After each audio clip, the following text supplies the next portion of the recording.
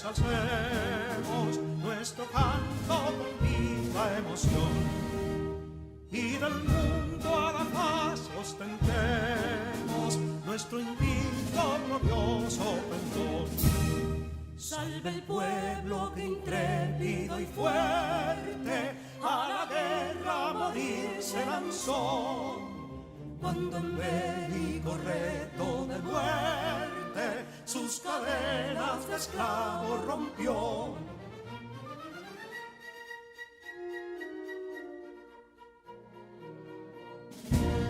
Ningún pueblo ser libre merece si es esclavo, indolente y servil.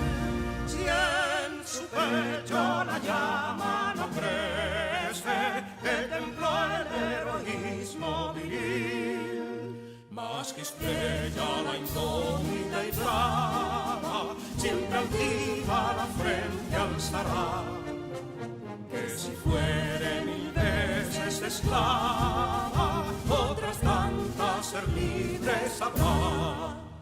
Que si dono y ardita expusieron de un intruso señor al desdén, las carreras veler campos fueron, que cubiertos de gloria se ven, que en la cima del heroico baluarte de los libres el verbo encarnó, donde el genio de Sánchez y Duarte a ser libre o morir enseñó.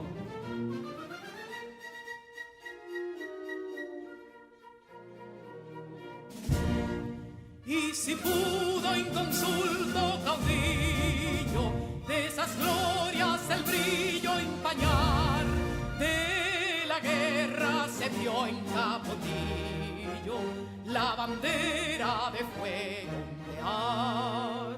Y el incendio que atónito deja de Castilla al soberbio león, de las playas gloriosas le aleja, donde flota el cruzado pendón. Compatriotas, mostremos erguida nuestra frente orgullosos de hoy más, que Quisqueya será destruida, pero sierva de nuevo jamás. Que santuario de amor cada pecho, donde la patria se siente vivir, y es su escudo invencible el derecho, y es su lema ser libre o morir.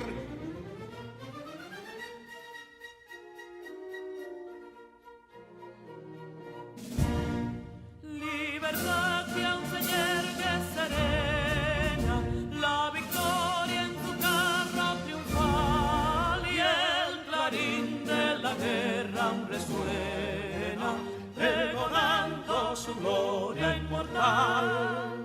Libertad, que los ecos se agiten, mientras llenos de noble ansiedad, nuestros campos de gloria repiten, libertad, libertad, libertad.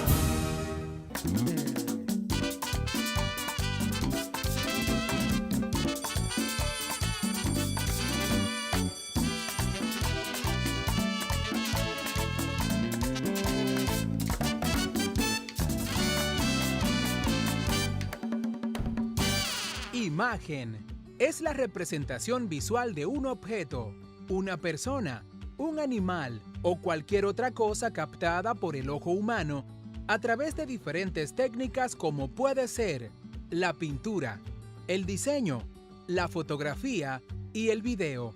La Real Academia de la Lengua Española define esta palabra como la figura, representación, semejanza y apariencia de algo.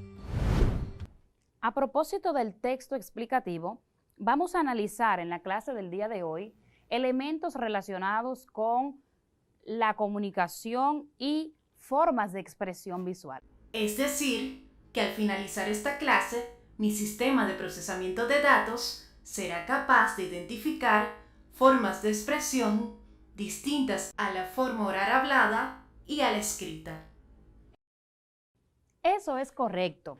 Ahora vamos a ver qué tanto saben ustedes sobre este tema, qué tanto sabes, Neurona. Voy a proponerles 3 situaciones comunicativas para que analicemos si hay o no comunicación. En la primera, una profesora le pregunta a sus estudiantes si están viendo la clase por televisión. En la número 2, una joven le envía a su madre una imagen con un emoticón llorando. Y la tercera situación comunicativa es la representación de una obra de arte del artista plástico Giorgi Morel. Te pregunto, Neurona, le pregunto a ustedes también, ¿se da un proceso comunicativo en estas situaciones? Claro que sí, porque existe un intercambio de información. Correcto, eso es clave, la palabra intercambio, porque la comunicación es ese proceso donde intercambiamos información o algún mensaje con la idea de transmitir pensamientos, emociones, ideas y conceptos. Esa palabra que ha dicho Neurona es fundamental y es necesario que la tengamos bien presente. Intercambio, porque en todo proceso comunicativo intervienen 1, 2 o más personas, uno que emite un mensaje y otro que lo recibe. Ahora, vamos a analizar los elementos de la comunicación. Vamos a ver el circuito de la comunicación. En este proceso, que bien dice Neurona, el proceso de intercambio, intervienen los siguientes elementos. El primero, el hablante. El hablante o emisor es quien transmite el mensaje. El oyente o receptor es la persona, el destinatario, quien recibe o a quien va dirigido ese mensaje. Por su parte, el mensaje es la información que se transmite. Asimismo, el canal es el medio físico por el que circula o por donde se transmite esa información o mensaje. El código es el conjunto de signos que se utiliza para elaborar el mensaje. Un ejemplo de un código es el idioma, las lenguas. Nuestro idioma español es un código. Y el referente es ese mundo sobre el cual se habla, ese universo que tiene que ser conocido tanto por el hablante como por el oyente. Vamos a pasar entonces a analizar las situaciones comunicativas que vimos al principio. ¿Te parece, Neurona? Así es. Vamos a ver, en la primera situación comunicativa, lo primero es que es la persona que intencionalmente emite el mensaje. ¿Cuál es la primera situación comunicativa, Neurona? Vamos a analizar esos elementos. Una maestra le pregunta a sus alumnos si están viendo las clases por televisión. Una maestra le pregunta a sus alumnos, ¿están viendo las clases por televisión? En esta primera situación, el hablante no es otra que la maestra, es la que emite el mensaje, la que pregunta a sus alumnos, la que inicia el proceso de comunicación. El oyente en la misma situación comunicativa son los alumnos, quienes han recibido ese mensaje, esa pregunta que la profesora ha formulado. ¿Cuál es el mensaje entonces? La pregunta, ¿están viendo las clases por televisión? De manera que el canal en esa situación es la voz, porque la profesora está hablando con sus estudiantes. El código es el idioma español, la lengua conocida tanto por el que habla como por el que escucha. Y el referente es ese mundo, ¿verdad?, alrededor del cual está girando esta conversación. El referente es las clases por televisión. La segunda situación comunicativa, vamos a ver, Neurona.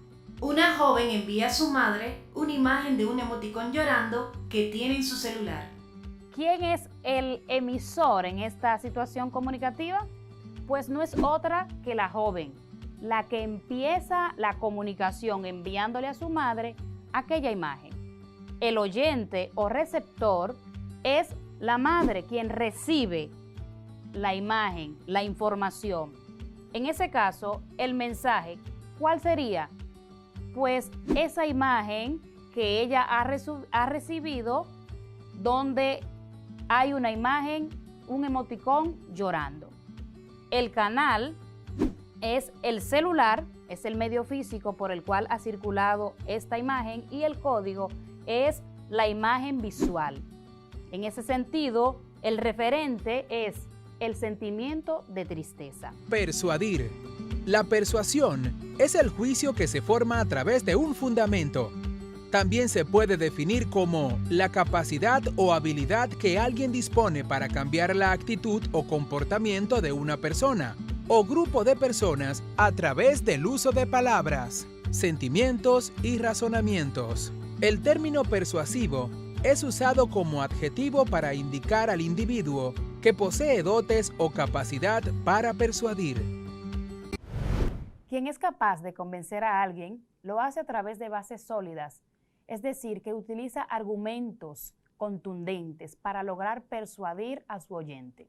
La persuasión es la capacidad humana de convencer a alguien de algo, en tanto que se trata de una de las metodologías más importantes que existen para influir en el ámbito social y lograr totalmente el cambio de posición, de idea o de postura que sostenga la mayoría.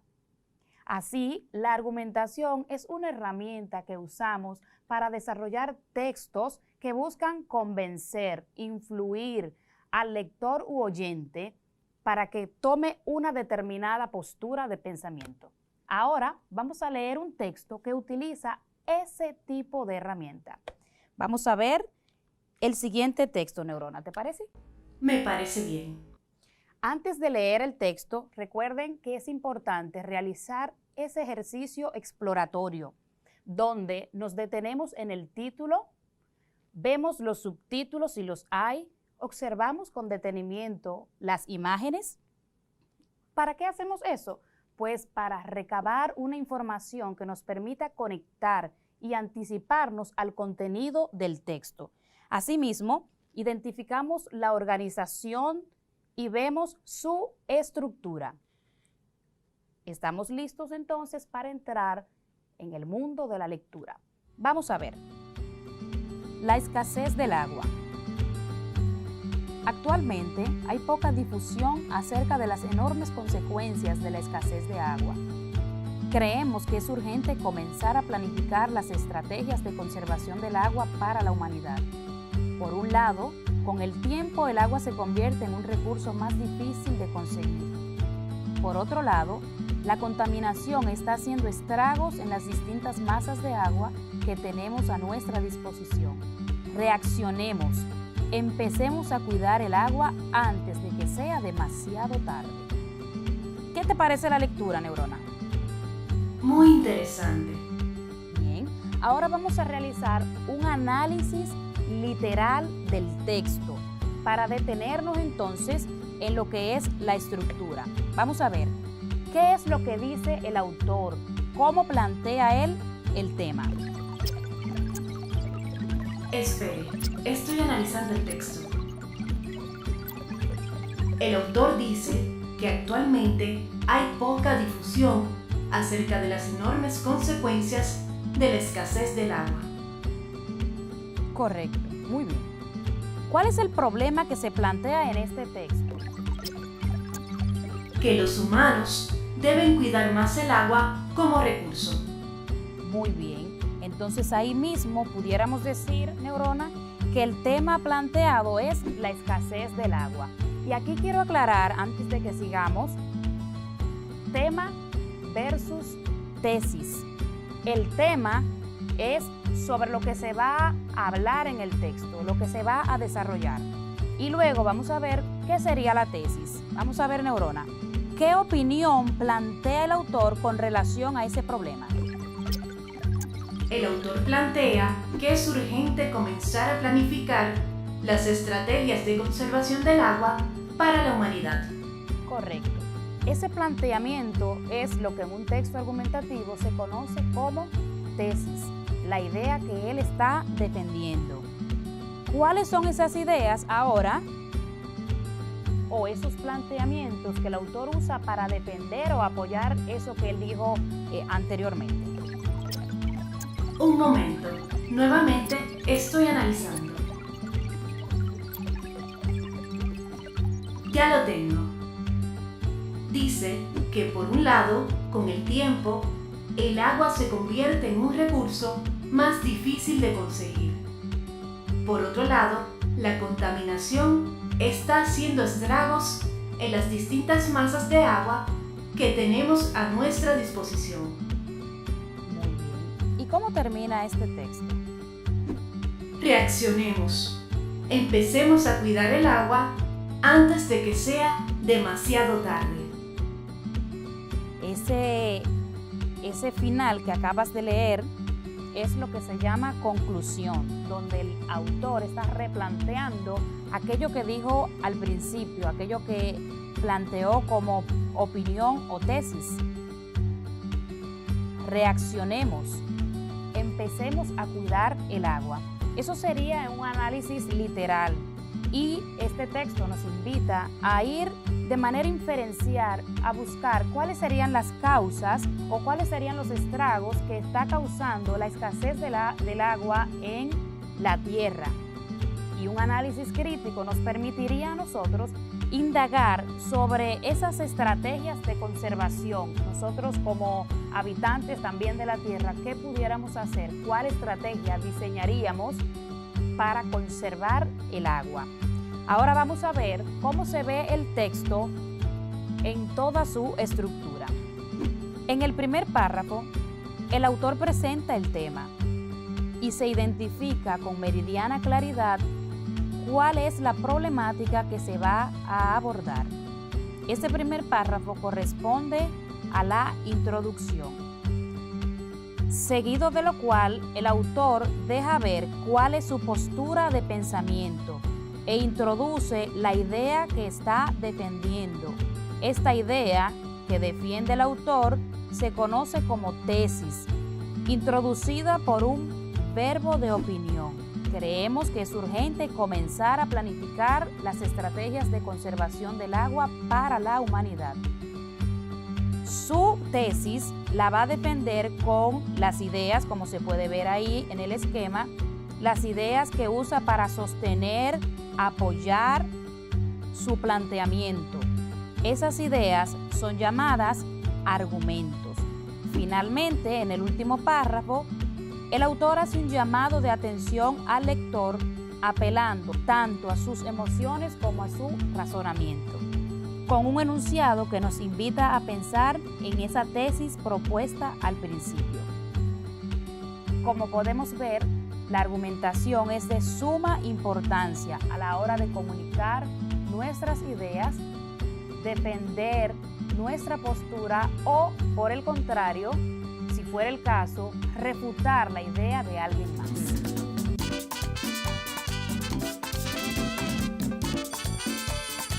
Fluidos.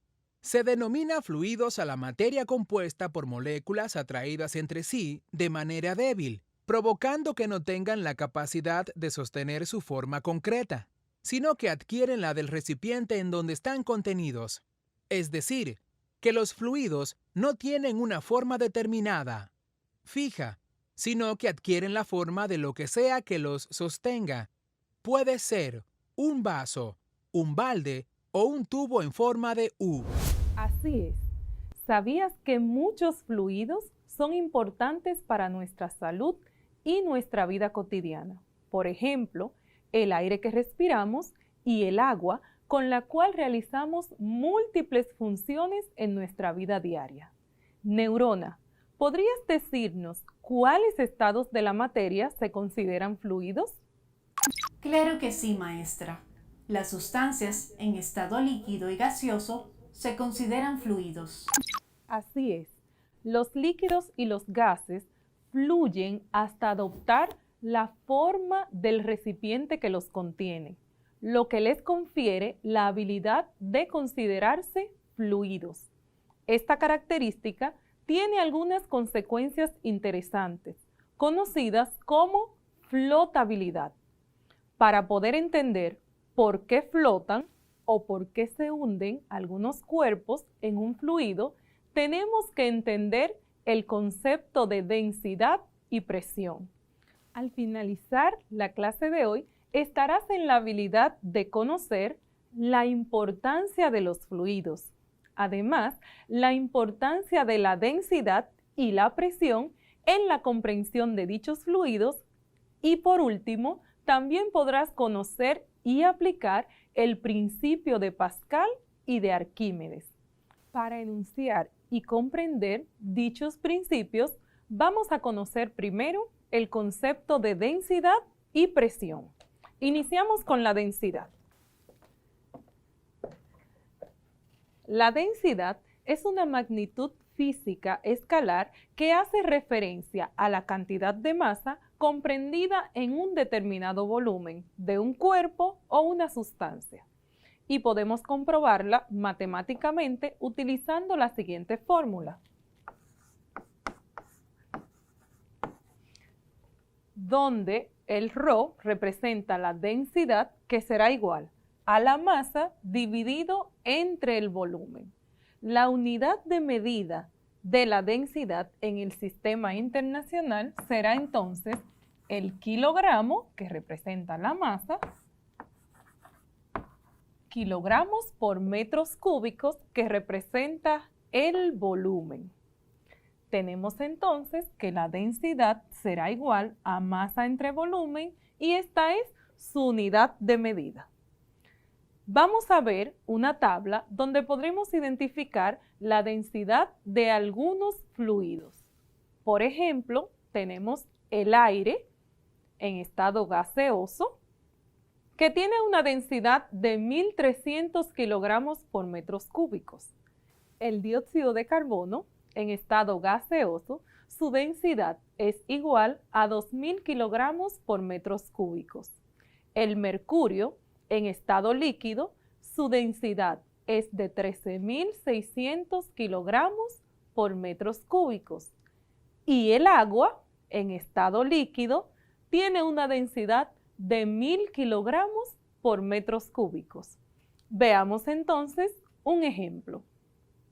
Una piscina de plástico mide 2 metros de largo, 1.4 metros de ancho y 0.3 metros de profundidad y está llena de agua.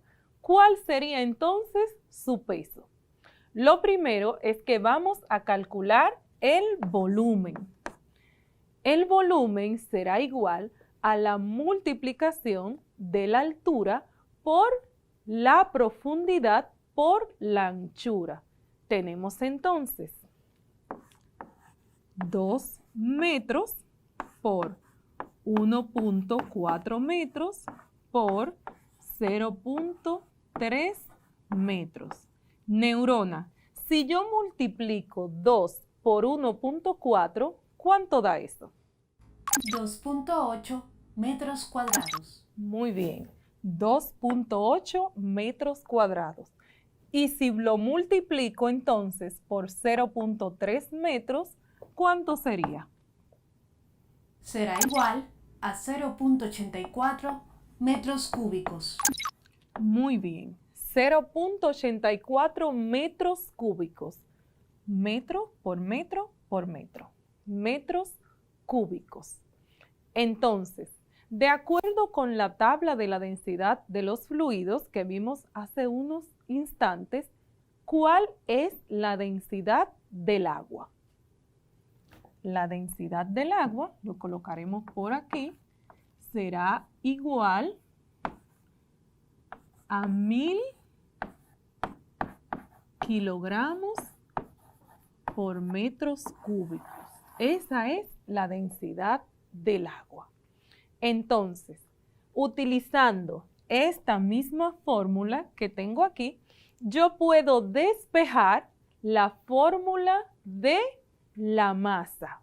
Veamos entonces, la masa y el volumen están dividiendo, por lo cual este volumen pasará al otro lado multiplicando. Y tendremos entonces que la masa será igual a la densidad por el volumen. Multiplicamos la densidad del agua por el volumen de la piscina. Tenemos entonces que la masa es igual a la densidad del agua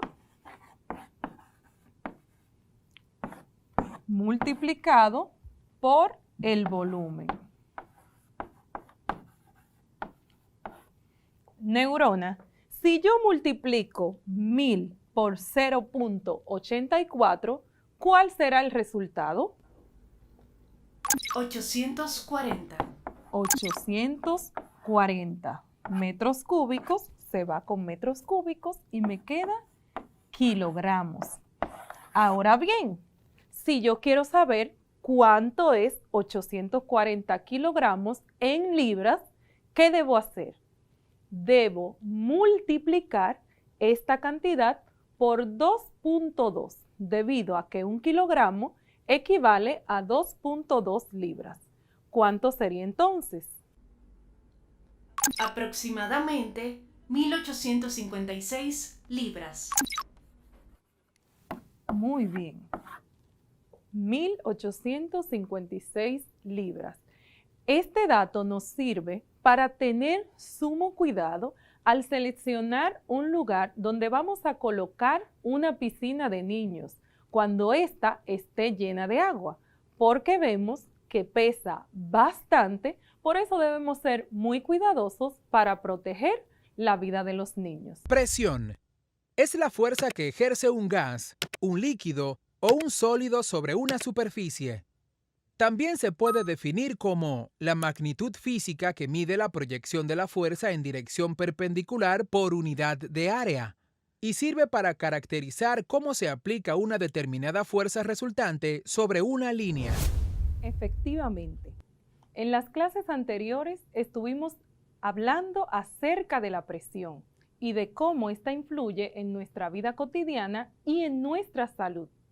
Como es sabido, las propiedades de los gases, especialmente la presión y la temperatura, producen grandes transformaciones de forma brusca cuando cambian las condiciones externas. Este hecho tiene interesantes repercusiones en nuestra vida cotidiana. Vamos a ver algunos ejemplos. El primero se trata de un buzo profesional, el cual se sumerge a profundidades superiores a los 20 metros.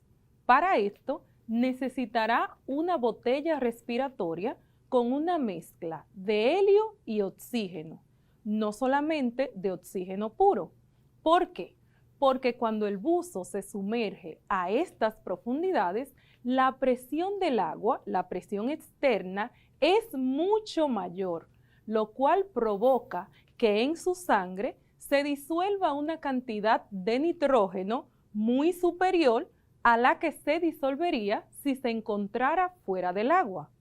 Esto puede provocar en él efectos negativos como afección de sus impulsos nerviosos e incluso podría llevar a la muerte del buzo porque este nitrógeno se disuelve y se convierte en burbujas que luego pasan y afectan su flujo sanguíneo. Otra situación que cabe destacar referente a la presión es cuando ocurre un cambio brusco de altura. Por ejemplo, un montañero que realiza una ascensión de varios miles de metros sin el debido tiempo de aclimatación o de adaptación, padecerá de un mal conocido como mal de altura, que se caracteriza por la aparición de fuertes dolores de cabeza, además cansancio, también incluso en los casos más extremos puede haber edema pulmonar y cerebral, lo que conocemos como hipoxia. Estos síntomas se deben a la deficiencia en la cantidad de oxígeno que llega al organismo como consecuencia de la menor proporción de este gas en el aire a medida que disminuye la presión atmosférica, ya que a mayor altura la presión atmosférica será menor y viceversa. A mayor presión atmosférica se supone que estamos hablando entonces de una altura menor. En la clase de hoy trabajaremos con la presión y los fluidos y al finalizar esta clase vas a estar en la capacidad de describir la importancia de la presión en la vida cotidiana, además de conocer las aplicaciones del principio de Pascal en la creación de maquinarias y dispositivos de uso cotidiano y de uso industrial. Ahora bien, la presión tiene que ver con la forma en la cual la fuerza se aplica sobre un objeto. ¿Verdad, Neurona? Así es, maestra. En su definición, interviene la superficie de contacto. Mientras mayor sea la superficie de contacto sobre la cual se aplica la fuerza, menor será la presión y viceversa. Si la superficie de contacto es pequeña, la presión será mayor. Así es, Neurona. Para comprobarlo, vamos a realizar un experimento. Me encantan los experimentos. A mí también. Aquí tenemos una tachuela de este lado y aquí tenemos varias tachuelas. De hecho, tenemos 28 tachuelas. Y también necesitaremos un globo. Veamos qué sucede. Este globo, yo voy a ejercer una fuerza sobre él, pero las tachuelas van a ejercer una presión. Si tengo una sola tachuela, el área será menor, por lo cual la presión va a ser significativamente mayor. Por el contrario, donde tengo más tachuelas, como el área o superficie es mayor, entonces la presión será menor. ¿Qué crees que sucederá si yo ejerzo fuerza sobre todas las tachuelas que están juntas? ¿El globo estallará? ¿Estallará más rápido, más fácil? Veamos qué sucede.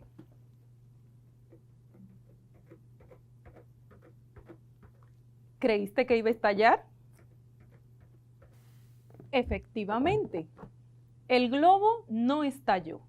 Pero recuerda que para realizar tu experimento, todas las tachuelas deben estar alineadas y a la misma altura, para que así la presión se distribuya en una superficie más amplia, porque a mayor superficie o área, menor será la presión. Ahora bien, vamos a ver qué sucede cuando presionamos el globo en contra de una sola tachuela. Aquí, toda la presión está en un área mucho menor. Lo que sucederá es que la presión va a ser mucho mayor. A menor área o superficie, mayor será la presión. ¿Crees entonces que estallará? Descubramos. Efectivamente, como la presión es mucho mayor cuando reducimos la superficie, entonces el globo pudo estallar. Aquí vemos que a mayor área o superficie, menor será la presión. Y por el contrario, a menor área o superficie, la presión será mucho mayor. Veamos entonces que la presión, recordamos, neurona. ¿A qué equivale la presión? Según tengo en mi sistema, la presión es igual a fuerza entre área. Así es. La presión y la fuerza son directamente proporcionales, mientras que la presión y el área son inversamente proporcionales. Porque cuando una fuerza actúa perpendicularmente a una superficie, la presión ejercida será igual a la razón entre la magnitud de la fuerza y el área o superficie sobre la cual actúa dicha fuerza. Recordemos que la unidad de medida de la presión en el sistema internacional es el pascal, en honor a Blaise Pascal, quien dedicó parte de su vida al estudio de los fluidos.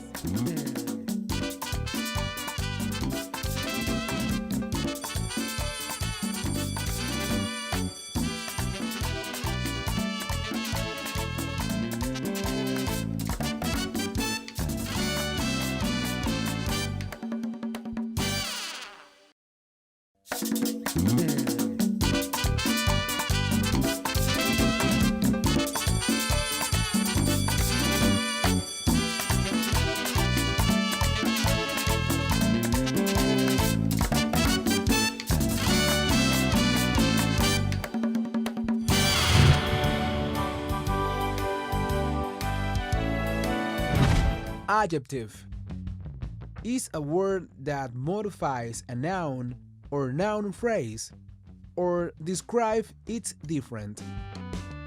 Its semantic role is to change information given by the noun. Adjetivo. Adjetivo es una palabra que modifica un sustantivo, sintagma nominal, o describe su referente. Su función semántica es cambiar la información dada por el sustantivo. Very good. Let's start with this vocabulary. Pay attention. Listen carefully. Write and practice. Are you ready, Neuron? Yes, teacher. Okay, let's practice this vocabulary. Let's start. Repeat it.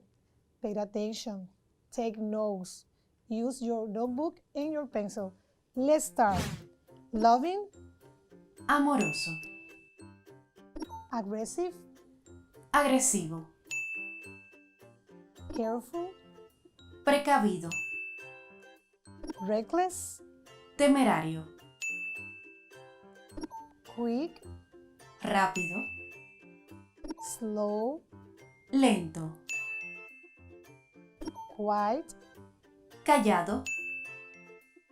loud. Ruidoso. Okay, let's repeat and underline the ones that you know or you don't know because are new words. Underline the ones that you don't know. Let's repeat again. Take notes. Practice and repeat. Loving, Amoroso. aggressive, Agresivo. careful, Precavido. reckless, Temerario. quick, Rápido. slow, Lento. quiet, Callado. loud. Ruidoso. Very good. You see that is easy. Practice. Now we are going to watch a flashcards. A flashcard with some image. So we have an animal, an adjective that describe some quality. Are you ready, Neuron? Yes, I'm ready. At home, are you ready? Let's start. Loving, Dog. aggressive, Shark. careful, Cat. reckless, Monkey. quick. Rabbit. Very good. You see, when you practice, you can do it. Now, let's continue practicing, Neuron. Are you ready? Yes. You are going to watch some animal. And by the way, do you know the name of this animal? Which is your favorite? Mine is dog. What is your favorite? Cat. Very good. Now let's repeat again. Watch the flashcard and repeat. Loving, Dog. aggressive, Shark. careful, Cat. reckless, Monkey. and quick. Rabbit. Very good. You see, an adjective describes equality. An adjective describes equality. ¿Has observado bien? ¿Te fijaste? Hay animales. Vamos a repetir el nombre de todos los animales. Toma nota, escríbelo. Puede también escribir alguna cualidad si todos no tienen. Vamos a repetir. Loving, Dog. aggressive, Shark. careful, Cat. reckless, Monkey. quick, Rabbit. slow, Turtle. quiet, Deer. large. Rooster. Very good job. Repeat it at home in practice. Has observado, has escuchado muy bien.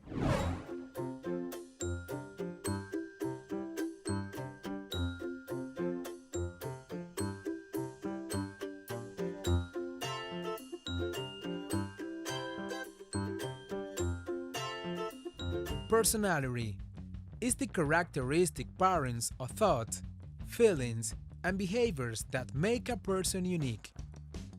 It is believed that personality arises from within the individual and remains family, consistent throughout life.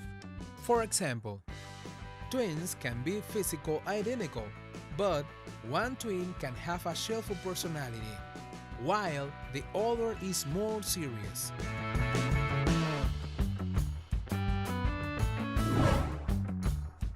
Personalidad son los patrones característicos de pensamientos, sentimientos y comportamientos que hacen que una persona sea única. Se cree que la personalidad surge del interior del individuo y permanece bastante consistente durante toda la vida.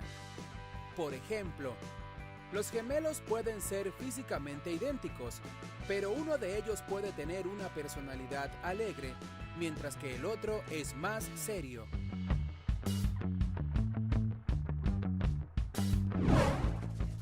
Very good. Today we are going to learn how to write and understand personality. We are going to use new words and the ones that you know already. Muy bien, hoy vamos a aprender y vamos a trabajar en orden de entender cómo se describen personalidades con los adjetivos que ya conoces y otros que vas a aprender el día de hoy. Neurona, ¿te animas a ayudarnos y a practicar estos ejercicios? Claro que sí. Pues toma lápiz, tu cuaderno y este es el momento para poner en práctica los conocimientos que ya has adquirido y lo que vas a adquirir el día de hoy. Sí, apúrate, toma lápiz y cuaderno. Vamos a ver un ejercicio donde vas a tener que elegir el adjetivo que describe la personalidad de cada animal. Recuerda que ya vimos una lista de estos animales y por ende ya lo conoces, solo vamos a practicar. Empecemos. Number 1. A shark is not Loving. It's Aggressive. nice. Number 2. A cat is not Reckless. It's Careful. very good. Number 3. A rabbit is not Slow. It's Fast. nice. Number 4. A rooster is not Careful. It's Loud. very good. Number 5. A dog is not Aggressive. It's Loving. perfect. Number 6. A monkey is not Quiet. It's Reckless. nice. Number 7. A turtle is not Loving. It's Slow. and the number 8 and the last one is a deer is not Loud. It's Quiet. very good. Let's repeat it. Take note. Sí, toma lápiz, cuaderno, toma nota. Vamos a repetir otra vez. A shark is not loving, it's aggressive. Number 2. A cat is not reckless, it's careful. Number 3. A rabbit is not slow, it's fast. Number 4, a rooster is not careful, it's loud. Number 5, a dog is not aggressive, it's loving. Number 6, a monkey is not quiet, it's reckless. Number 7, a turtle is not loving, it's slow. And the last one, a deer is not loud, it's quiet. Very good. Acheter, c'est obtenir, acquérir quelque chose, un bien ou un droit au moyen d'une transaction financière. Comprar es adquirir, obtener algo, un bien o un derecho por medio de una transacción financiera. Ahora, observa la imagen y nombra el establecimiento que representa. Número 1. ¿Está viendo la imagen? Unas sillas, mesas. Ah, se puede comer el postre. Une glacerie. Une glacerie. Très bien. Número 2. Se puede comprar un pantalón nuevo, perfumes. ¡Wow! Une boutique. Une boutique. Très bien. ¿Está viendo la imagen número 3? ¿Ouais? Para el almuerzo o la cena, pour le dîner. Un restaurant. Un restaurant. Un restaurant. Numéro 4. Se puede comprar pan, une baguette. Ouais? Une boulangerie. Une boulangerie. Très bien. Numéro 5.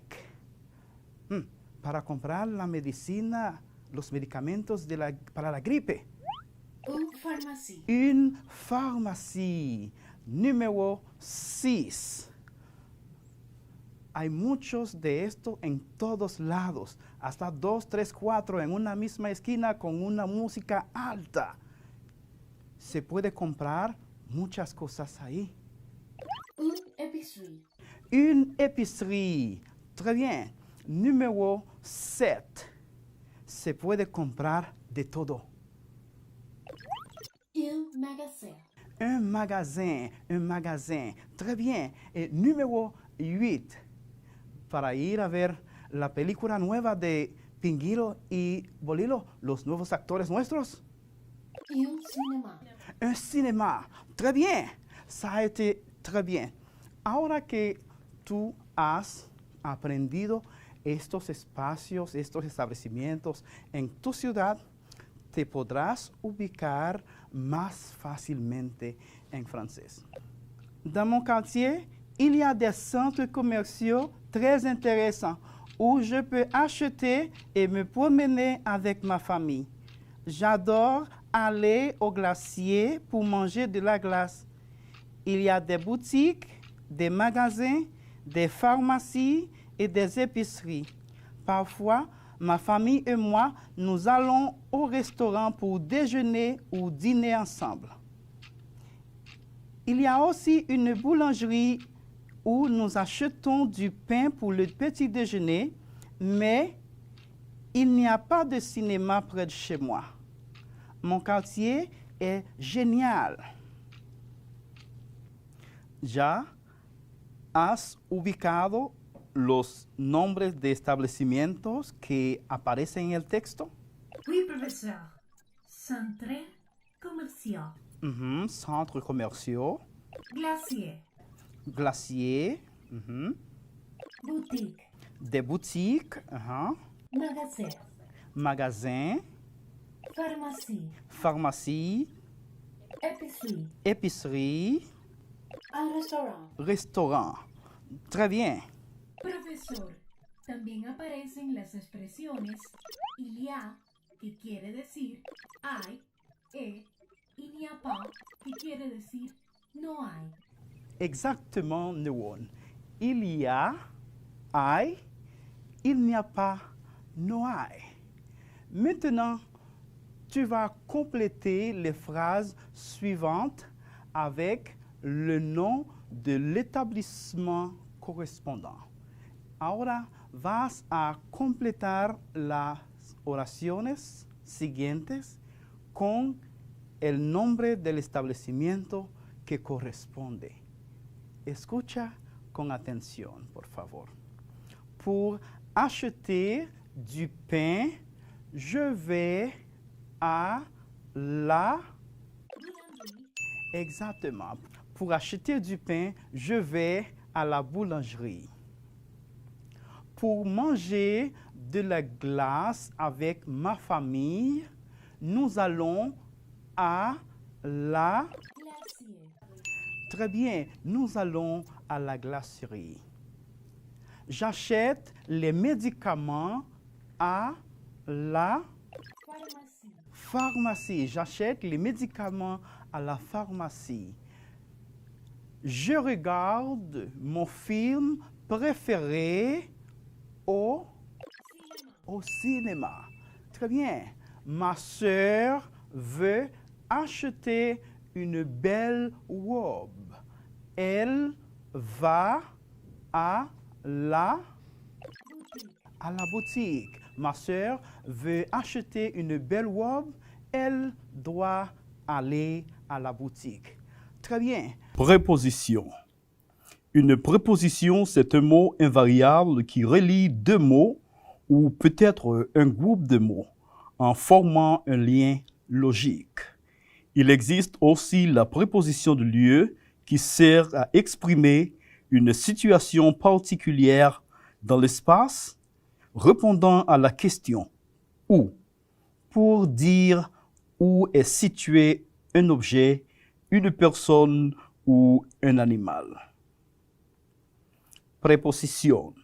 Es una palabra invariable que conecta dos palabras o un grupo de palabras formando un enlace lógico. También existe la preposición de lugar que expresa una situación particular en el espacio, respondiendo a la pregunta ¿dónde? E indicar la ubicación de un objeto, una persona o un animal. Muy bien. ¿Te acordaste de muchas cosas de lo que aprendimos en la clase anterior? Ahora, quiero que repitas este vocabulario después de mí, por favor.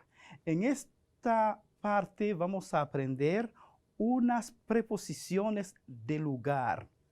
También las llamamos locución preposicional. ¿Ah? Preposición de lieu, locución preposicional. Frases prepositivas. Porque cuando tiene dos o tres palabras juntas en la preposición, decimos locución preposicional. Près de. Près de. Loin de. Loin de. À côté de. À côté de.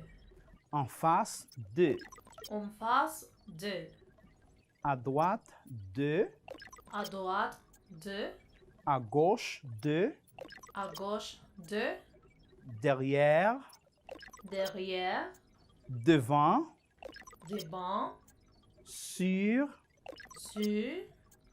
Sur. Sur. Sous. Sous. Très bien. Ahora vamos a leer estas preposiciones acompañadas de su interpretación o traducción al español. Tu atención, por favor. Près de. Cerca de. Loin de. Lejos de. À côté de. Al lado de. En face de. Enfrente de. À droite de. A la derecha de.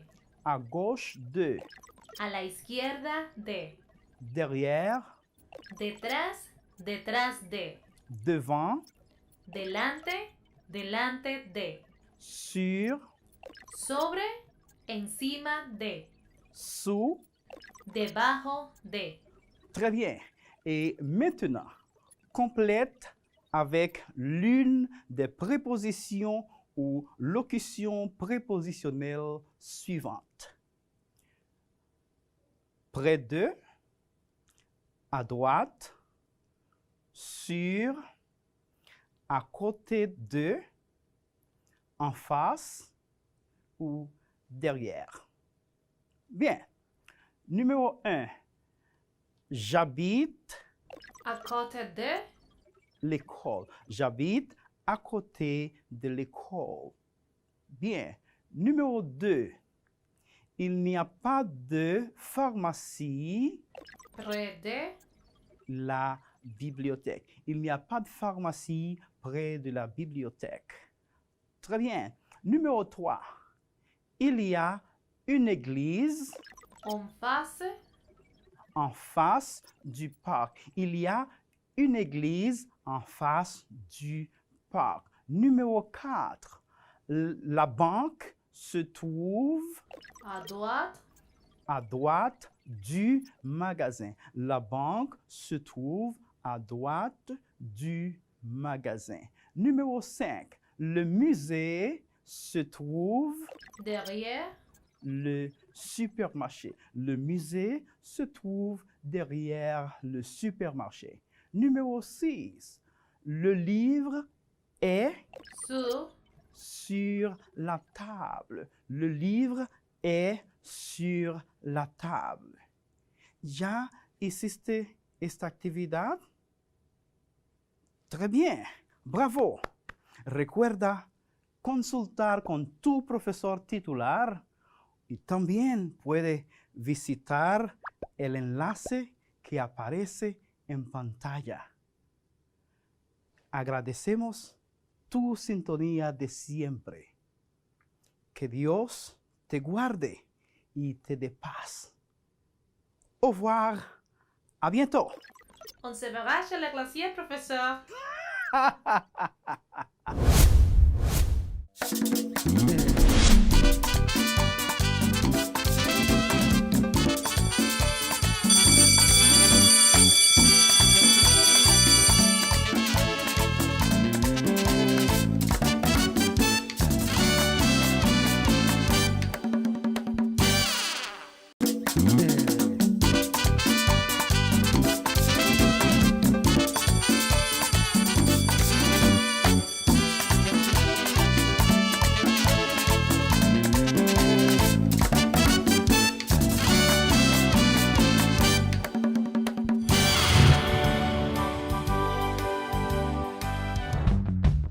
Problema. Cuestión que se plantea para hallar un dato desconocido a partir de otros datos conocidos o para determinar el método que hay que seguir para obtener un resultado dado. Muy bien. Y usted dijo, profe, pero problema. Sí, problema. Porque yo no te voy a dar problemas, yo te voy a ayudar a solucionar problemas. Ese es nuestro tema de hoy. Solución de problemas a través de ecuaciones lineales. Así es que acompáñame, que te aseguro la clase de hoy estará imperdible. Vamos a comenzar. En la clase pasada estuvimos viendo cómo podíamos realizar ecuaciones lineales desde diferentes formas. Trabajamos varios métodos para resolver lo que son las ecuaciones lineales. En el día de hoy vamos a aplicar esos métodos, pero también vamos a hacerlo a situaciones problemáticas, a situaciones que se presentan aquí en lo que es nuestra vida diaria. Bien, es necesario tomar en cuenta algunos puntitos para tú resolver un problema, ya que la mayoría de las personas dicen, wow, pero un problema, no me gusta la matemática porque me da problemas. No, es al contrario. El trabajo de las matemáticas es ayudarte a resolver problemas. Sí, Así es que en el día de hoy tú vas a tener cuáles son esas claves exactas, esos puntitos necesarios para tú poder solucionarlo. Bien, ¿tienes papel y lápiz a mano? Si no, déjalo para el final, pero préstale atención a estas recomendaciones. La primera, hay que leer el problema cuidadosamente. Sí, eso así de sencillo, todo el mundo sabe leer, pero es necesario hacer hincapié en esos detallitos que me presenta el problema. Lo segundo es leer de nuevo el problema y verificar qué me están pidiendo. O sea, si yo tengo una situación, yo tengo que buscar cuál es esa situación y qué yo voy a hacer en esa situación. Luego, si es posible, traza un diagrama de ese problema. O sea, si tú necesitas un gráfico o algo que te ayude, algunos elementos para tú representar ese problema, lo puedes hacer.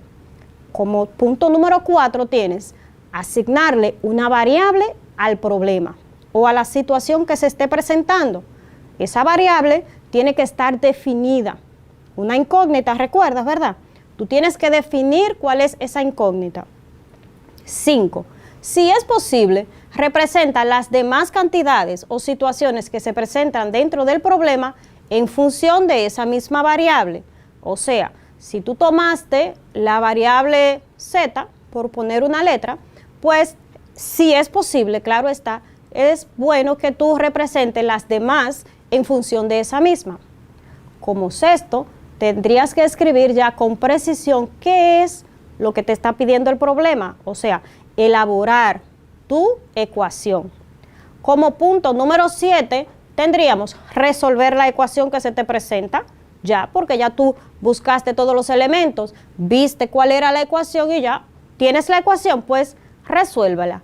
Y por último, tienes que verificar si esos problemitas y si ese resultado que te dio se complementa o se comprende con lo que te pidió el problema anterior, lo que te pedía, ¿verdad? Si ese resultado es el que le corresponde. Con estos pasos se escuchan mucho, pero es porque están así divididos pasito por pasito para que tú en casa lo puedas entender y lo puedas aplicar. Pero son pasos sencillos. Una vez que ya tú lo asimilas, tu mente lo va a hacer así de manera automática. ¿Qué te parece, neurona? Muy clara información, profesora. ¿Qué te parece? ¿Estás lista? Estoy lista. Sí, y en casa están listos también. Nuestro primer jueguito dice: un hombre está en su auto, ¿cierto? Y ve 3 puertas, una de bronce, una de plata y una dorada. ¿Qué puerta debería abrir primero? Sencillo, ¿verdad? Te voy a dar 5 segunditos y tú me vas a responder. Un hombre está en su auto y ve 3 puertas, una de bronce, una de plata y una dorada. ¿Qué puerta tiene que abrir primero?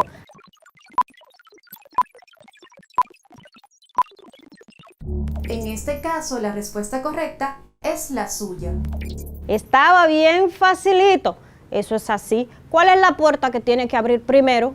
Pues la suya, porque está dentro de su auto. ¿Ves? Sencillito. ¿Qué es lo que yo te quiero enseñar con esto? Bueno, que lo primero que tienes que hacer es leer muy bien el problema. Fíjate que el mismo problema en este caso me estaba dando la solución. Es algo bastante simple y usted dice, ay, pero tanto que pensé. Sí, pensaste mucho porque el mismo problema ya intrínseco te decía, para él poder elegir una puerta, pues primero tiene que abrir la suya. Muy bien. Solución. Es un proceso o método para resolver un problema. También podemos decir que es un conjunto de valores que al sustituir una ecuación o en un sistema de ecuaciones, se reduzcan a igualdades verdaderos. Solución es nuestra palabra clave. En el día de hoy nosotros vamos a darle continuidad al tema anterior. ¿Lo recuerdas? Sí, estábamos solucionando problemas que implicaran ecuaciones lineales. En la clase anterior, yo sé que trabajaste bastante y que tú lo aprendiste, pues hoy vamos a continuar repasando y trabajando sobre ese tema. ¿Recuerdas que habíamos dicho que la solución de problemas era un tema a nivel general, que tú lo podías aplicar tanto como es la matemática, pero también para otras áreas? lo puedes utilizar, por ejemplo, para física, para naturales, para cualquier área. Incluso lo puedes utilizar para tu vida diaria. Y usted me dirá, pero profe, ¿cómo yo voy a aplicar lo que son las ecuaciones lineales para mi vida diaria? Bueno, quizás no una ecuación lineal como dice su término, pero sí lo que es la solución de problemas. Es un tema que abarca absolutamente todas las áreas. Imagínate pues que tú dirías, bueno, pero que mis problemas son personales. Sí, también esos problemas personales tú le podrías aplicar algunos de los pasos de lo que es lo que te estábamos explicando anteriormente sobre lo que es la solución de problemas.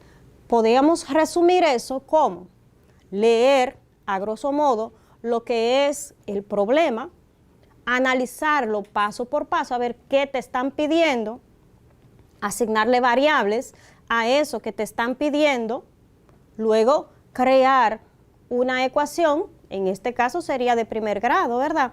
Pero eso va a depender del tema. Pero nos centramos en una ecuación de primer grado. Luego que tienes la ecuación, resuelves tu ecuación y por último, confirmas que esos resultados que tú tienes ahí sean resultados que estén acorde con lo que te estaban pidiendo, con los datos que te estaban pidiendo. Lo podríamos resumir de esa manera. Sé que la clase pasada te di 8 pasos, pero a nivel general podemos decir que esos son los pasos para resolver problemas. No solamente, vuelvo y te repito, de ecuaciones lineales, sino problemas a nivel general. Platón decía que la matemática es para hacer el bien, y eso es así, yo estoy totalmente de acuerdo con él. Pero también yo podría decir que la matemática nos sirve para ser más felices. Ajá, ¿cómo que más felices? Bueno, pues la matemática te permite a ti solucionar problemas, y cuando tú solucionas un problema, ¿cómo te sientes? Feliz, ¿verdad? Pues precisamente eso son una de las cosas que nos permite el desarrollo de los problemas. Es una competencia que podemos ir desarrollando en todo lo que es nuestra vida, a lo largo de nuestra vida. Mientras más los vas desarrollando, pues vas a tener competencias en este tema. Bien, es algo bastante sencillo y fácil, ¿verdad que sí, Neurona? Así es, profesora. Tienes 5 hijas. Se llaman Lala, Lela, Lila, Lola. ¿Cuál es el nombre de la quinta hija? Tienes 5 segundos para contestar a partir de ahora. Bien, comenzamos.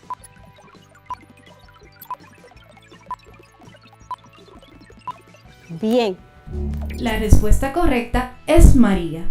Recuerda que uno de los pasos principales es la lectura del problema. ¿Cómo decía el problema? El papá de María tiene 5 hijas. ¿Cuál es la hija que faltaba entonces? María. Muy bien, Neurona. Muy bien. Los que están en casa, simplemente no se preocupen. Uno se puede equivocar así, pero eso es normal. A medida que ustedes vayan desarrollando más ejercicios, van a tener mucho más agilidad. Vamos a hacer la siguiente actividad. ¿Estamos listos, Neurona? Estoy lista. Nos dice, asocia a cada enunciado con su ecuación. Te voy a dar 2 columnas. En una columna estarán las ecuaciones, en la otra columna estarán los enunciados. ¿Qué vas a hacer? Fácil. Te voy a leer el enunciado y me vas a decir cuál es la ecuación que le corresponde. ¿Estás lista, Neurona? Estoy lista. Pues iniciamos. La primera nos dice, el triple de un número menos su tercera parte es 120.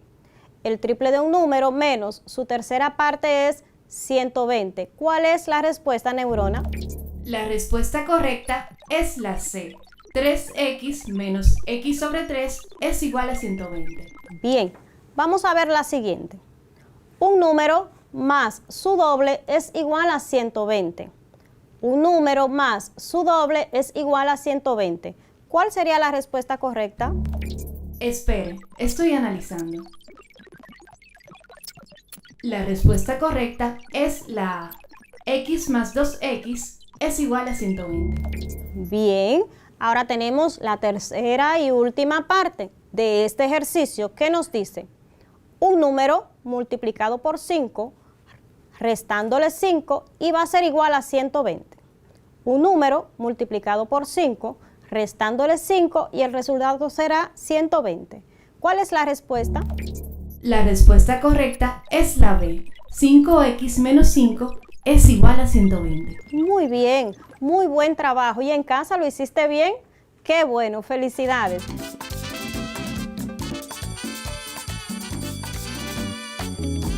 Política es la actividad del ciudadano cuando interviene en los asuntos públicos, con su opinión, con su voto o de cualquier otro modo.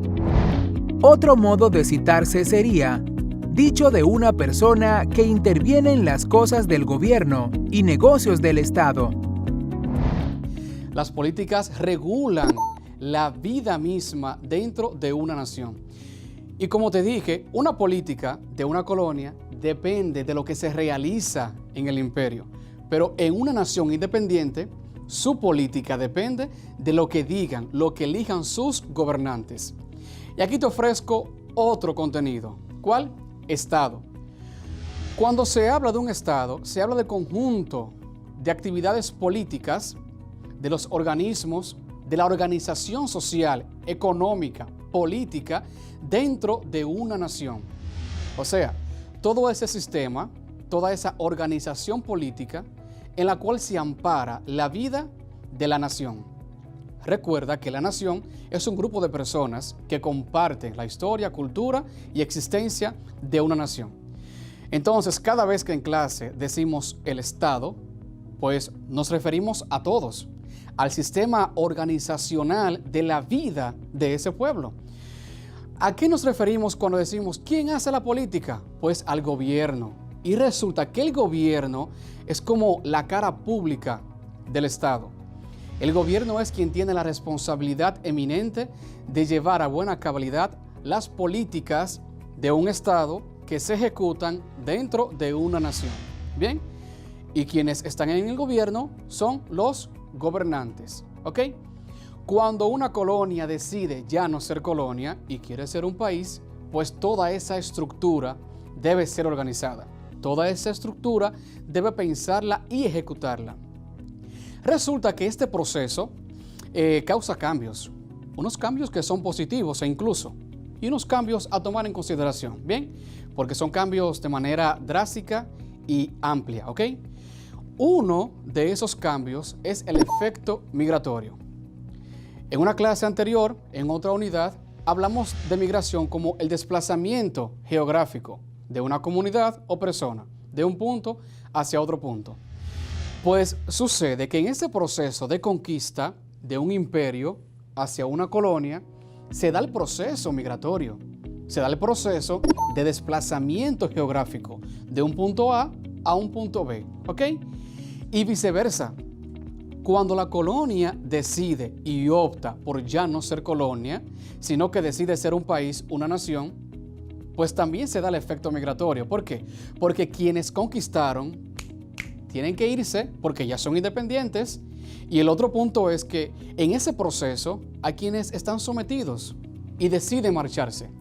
Ese proceso migratorio altera la población, altera la nación y la vida misma interna, ¿ok? Y son diferentes las cuestiones que influyen sobre esto. En base a esto tenemos un texto que vamos a compartir eminentemente para conocer las tendencias referente a los procesos migratorios y el efecto y la pertinencia que tiene esto dentro del tema que estamos trabajando. Por eso te ofrezco la siguiente lectura de un texto muy interesante.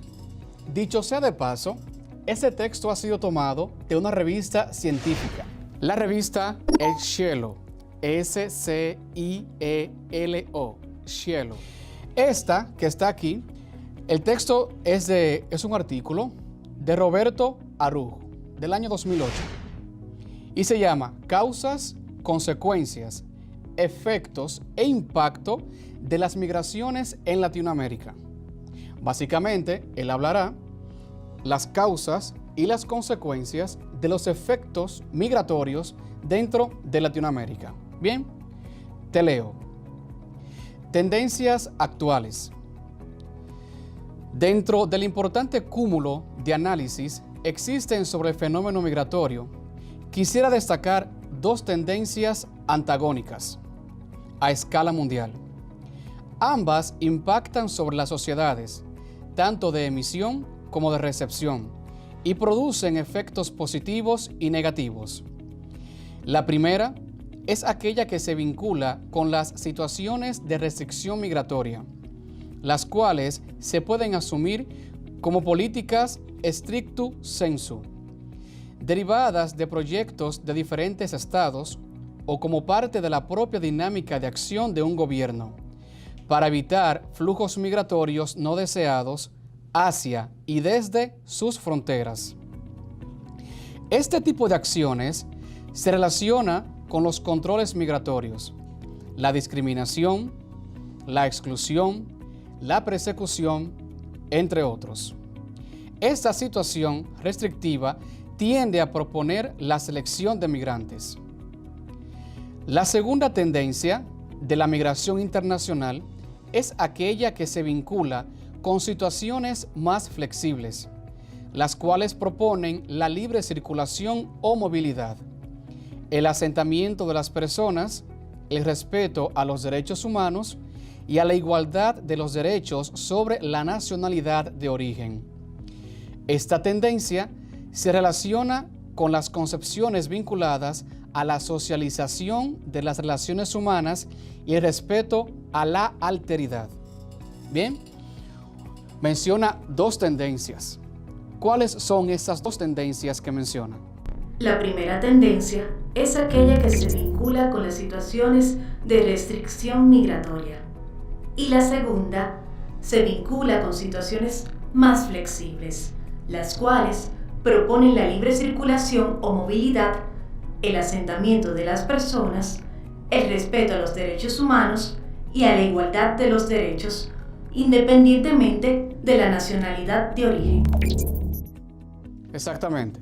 Dos tendencias, dos puntos de vista que tienen que ver con eso. Nacionalidad es el vínculo jurídico de una persona con un Estado que le atribuye la condición de ciudadano de ese Estado en función del lugar en que ha nacido, de la nacionalidad de sus padres o del hecho de habérsele concedido la naturalización. También se podría decir que es la comunidad autónoma de la que, en su estatuto, se le reconoce una especial identidad histórica y cultural. En esta clase vamos a profundizar lo que es el imperio y asimismo iremos haciendo un resumen sobre los contenidos que ya hemos trabajado. Y fíjate, cuando viste la nacionalidad, cuando viste esta definición, se habla de la vinculación que tiene una persona con el Estado. La persona, el individuo, es un ciudadano. Y recuerda bien, todo ciudadano debe cumplir con los deberes propios del Estado. Y en la clase hablamos que un Estado es una organización, un modo de organizar la economía, la política y las leyes normativas de ese país, ¿ok? Y cuando hablamos de una nación, hablamos de un grupo de personas que comparte un aspecto histórico, un aspecto cultural, de costumbre e incluso hasta religioso. Un grupo de personas de una etnia X. Por eso, cuando se adquiere la nacionalidad, ya decimos, somos dominicanos. Si un extranjero llega acá y desea ser ciudadano, luego que hace el proceso, adquiere la nacionalidad. Esa adquisición es la vinculación que hay entre esa persona y el Estado. Entonces, de ese modo, inmediatamente debe cumplir con todos los deberes y también él tiene unos derechos dentro de esa nación. Y decíamos que el gobierno es el representante. El gobierno es el responsable de administrar y de llevar a buena cabalidad las normas y los compromisos con cada ciudadano. Resulta que esa estructura de organización política se da ahora. Sabes bien que en la historia no siempre fue así. Ahora, por el sistema democrático en el que tenemos, cada ciudadano, todo aquel que adquiere la nacionalidad, es quien goza de ese derecho de elegir al gobernante, de elegir a aquel que será su representante. Pero ¿qué resulta? Que sabes bien que cuando una colonia aún es colonia, no goza de esos derechos. Por lo tanto, la colonia simplemente será una nación, un grupo de personas que comparte historia, cultura, costumbre, pero no tienen los deberes y derechos de la potencia que le conquista. ¿Por qué? Porque eminentemente dependen de ellos.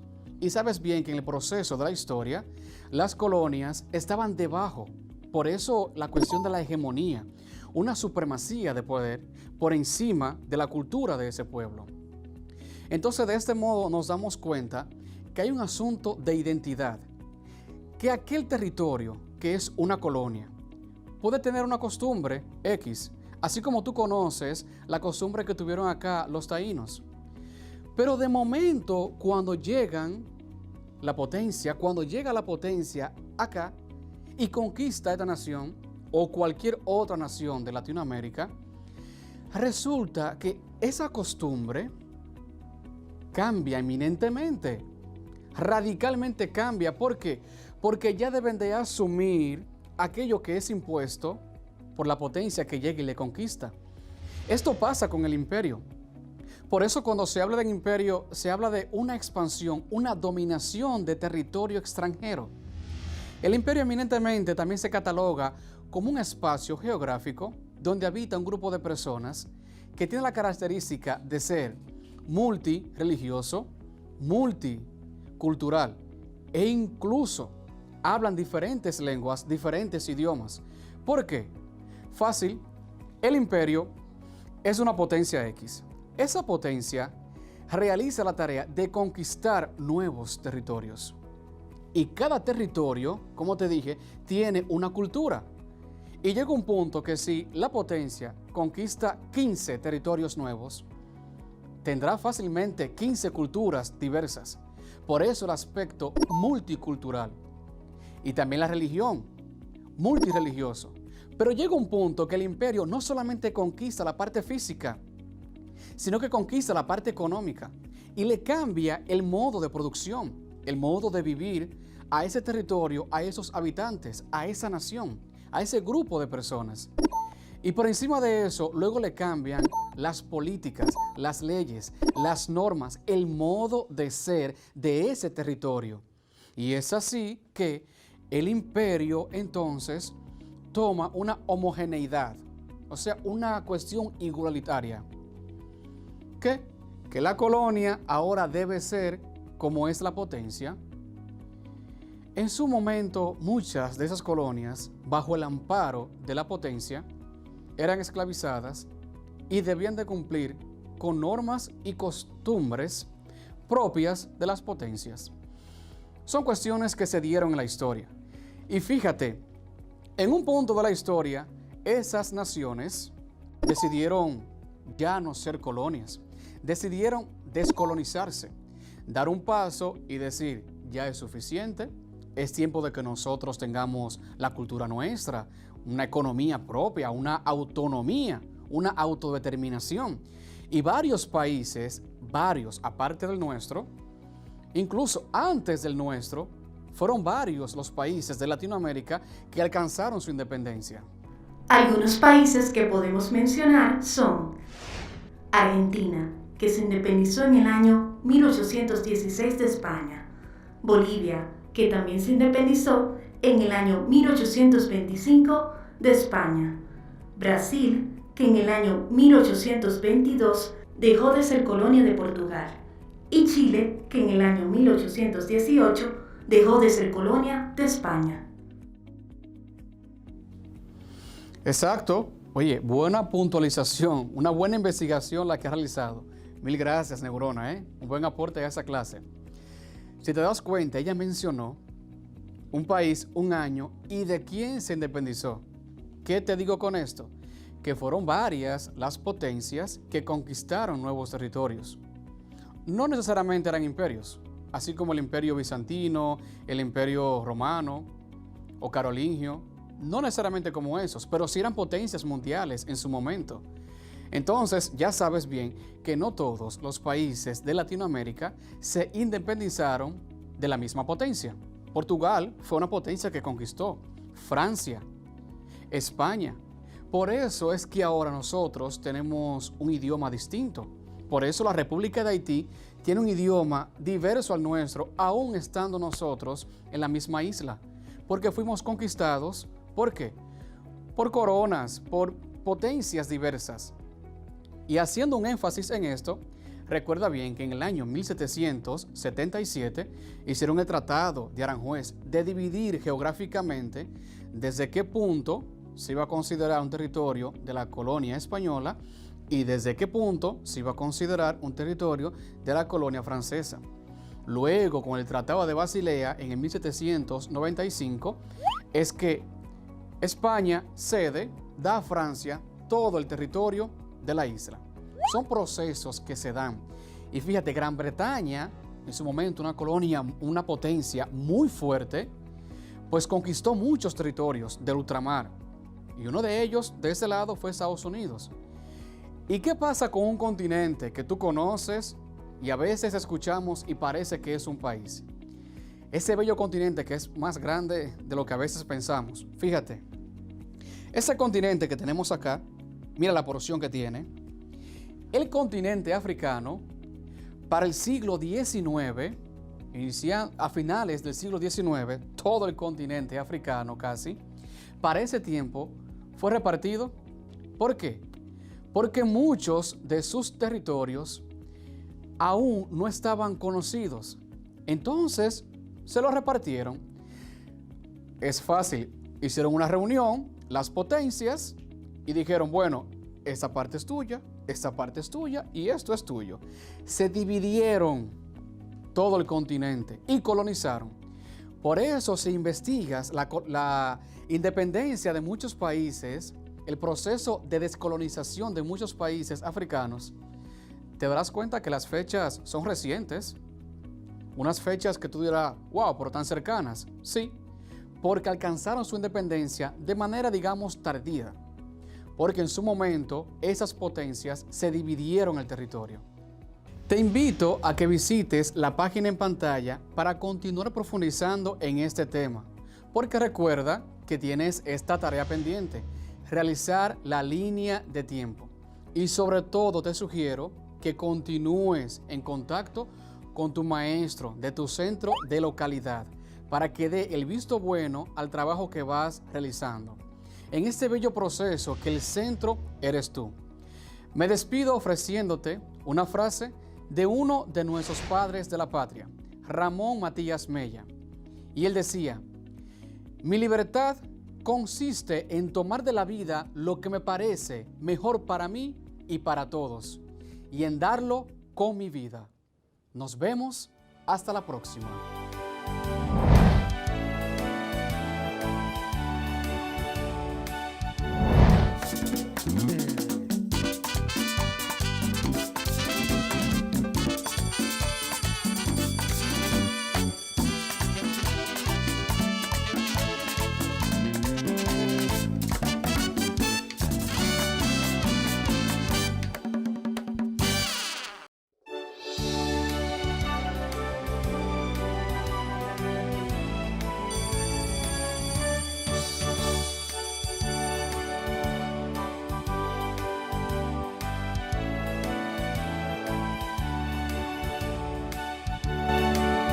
Después de haber resumido todas las clases de esta semana, practica, practica y practica.